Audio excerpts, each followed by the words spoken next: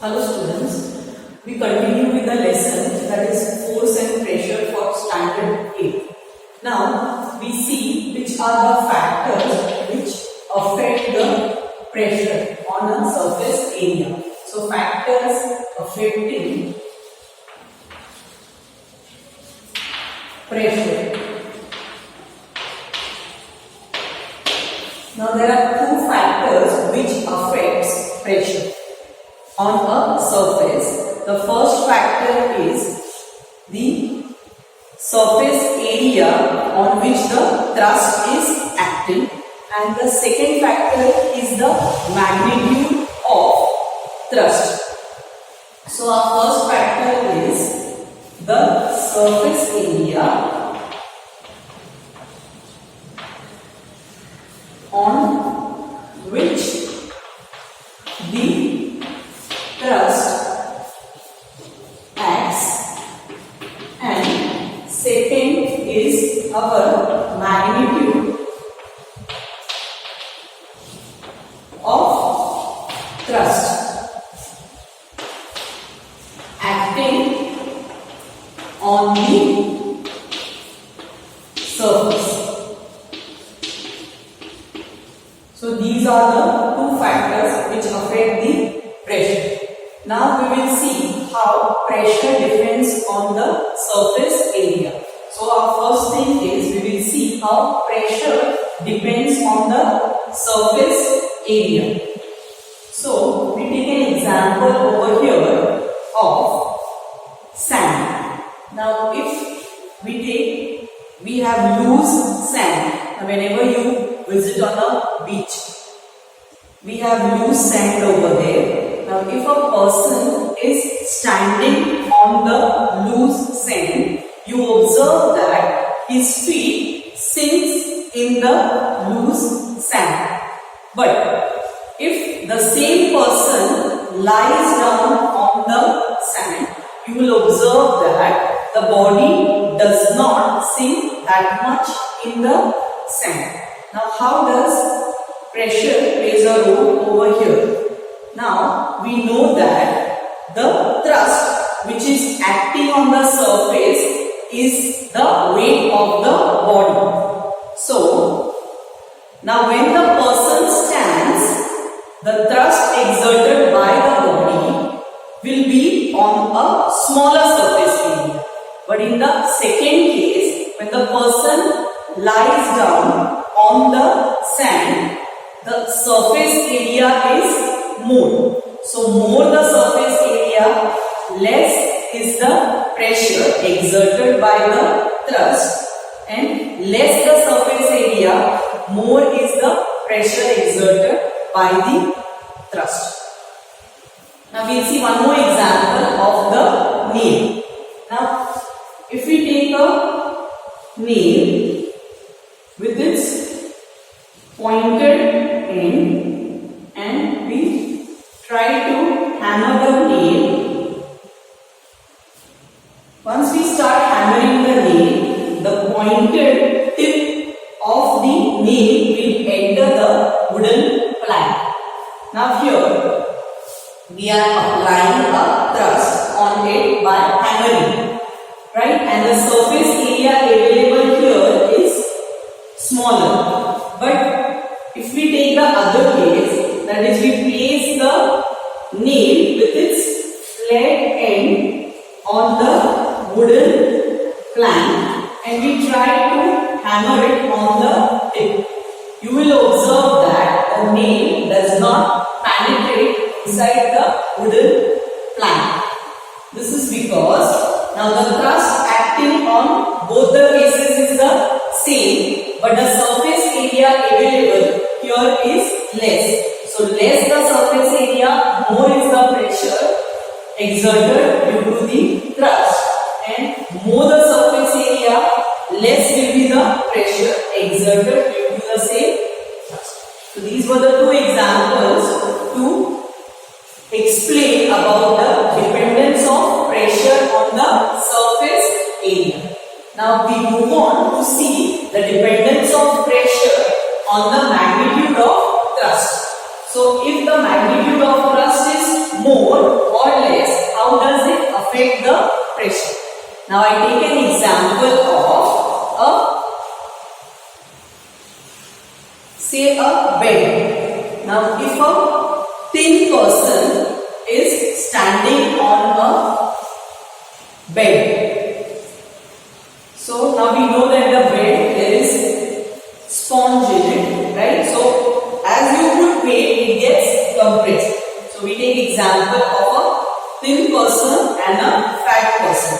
We know that the thrust exerted is nothing but the weight of the person. So when a thin person stands on the bed, due to the thrust, that is the weight of the thin person's body, the bed gets compressed. Right? Now we take the second example, that is the person who is fat and he stands on the bed. What we observe that in the second case, the bed gets compressed more than in the first case. This is because the magnitude of thrust in the first case is less than the magnitude of thrust in the second case. So the pressure in the second case will be more than in the first case. So this example explains you about the dependence of magnitude of pressure is dependent on the magnitude of thrust.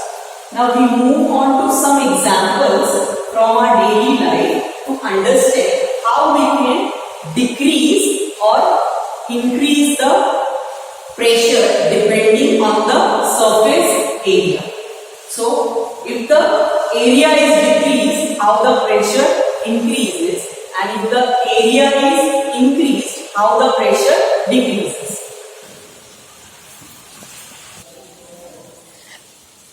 Okay, now we see few examples in our daily life where when we decrease the area, there is an increase in pressure. Now first example we take of the cutting tools. Now if we take a sharp knife, you see that the sharp edge of the knife helps you to cut the things very easily than the blunt. This is because the thrust exerted on it will create more pressure since the surface area available is very less. Similarly, if we take the example of narrow heel sandal.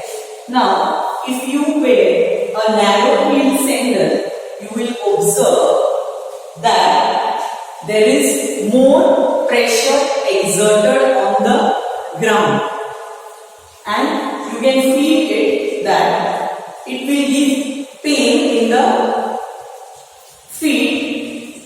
But if you wear a flat heel sandal, it won't give you that much pain. This is because of the lesser the surface area, more is the pressure exerted. Moving on to increasing the area decreases the pressure. If the surface area is increased, the pressure on it is decreased. Now we take the example of wooden sleepers. Now the wooden sleepers which are laid below the iron railway tracks. Now these are laid below the tracks to reduce the pressure which is exerted on the ground by the iron railway tracks. Similarly, now heavy trucks. Now this heavy trucks, usually we see there are 6 to 8 tires for the trucks. Now these are also to reduce the pressure of the load of the vehicle on the ground. Similarly, we have the foundation of the buildings. The foundations of the buildings are made broad, that is to withstand the pressure of the building on the ground. So now we move on to atmospheric pressure. Now we move on to the topic that is atmospheric pressure. Now we know that liquids and solids exerts pressure. So in the same way, gases also exerts pressure. Gases also exerts pressure. Now our Earth is surrounded by air, and this air column extends up to 200 kilometers in height. Now the air which envelops the Earth's surface is called as atmosphere. We know that air has weight. So this air column also exerts thrust on the Earth's surface. So the thrust which is exerted by the air column on the Earth's surface, that is unit area of the surface, is called as the atmospheric pressure. Now this atmospheric pressure is about 10 raised to 5. This is about 10 raised to 5 Newton per meter square, and the thrust exerted on 1 meter square on the Earth's surface is 10 raised to 5. Thrust exerted is 10 raised to 5 newtons. Now, moving on to how we measure the atmospheric pressure.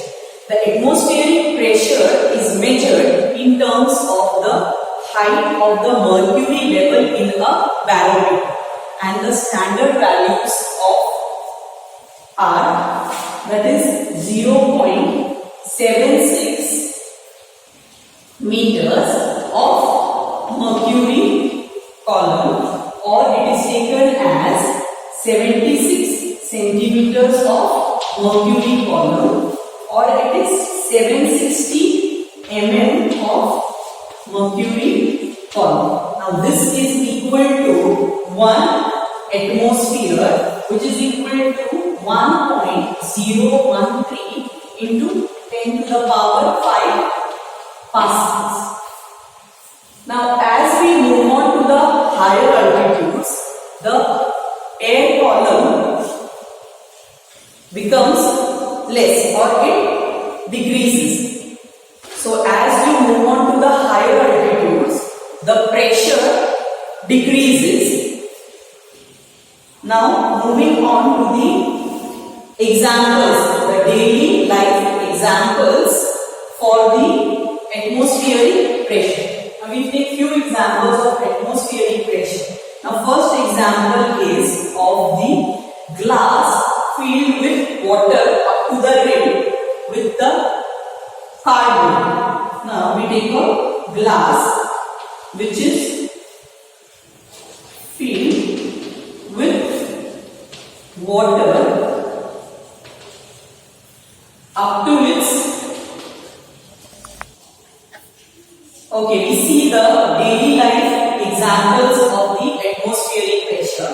Now if we take a glass which is filled with water up to the brim, and we place a cardboard or a postcard on the rim of the glass, and we try to hold the glass and we invert it. After inverting, we can remove the hand from the cardboard. You will observe that the cardboard does not fall even after there is a pressure exerted by the water column. This is because there is atmospheric pressure which is acted on the postcard from outside. So this shows you the existence of atmospheric pressure. Now moving on to the next example of atmospheric pressure is the rubber suckers. Now if we try to put a rubber suckers on the wall, so what happens when you place the rubber suckers on the wall? There is a vacuum created and it grips the wall. Now this also happens due to the atmospheric pressure, because there is atmospheric pressure which is acting from outside. Now the other example is of nose bleeding when you move to the higher altitudes.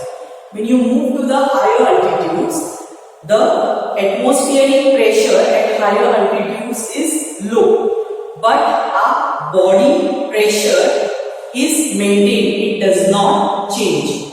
So the body pressure being at the higher side and the atmospheric pressure is at the lower side, so it leads to the bleeding of nose.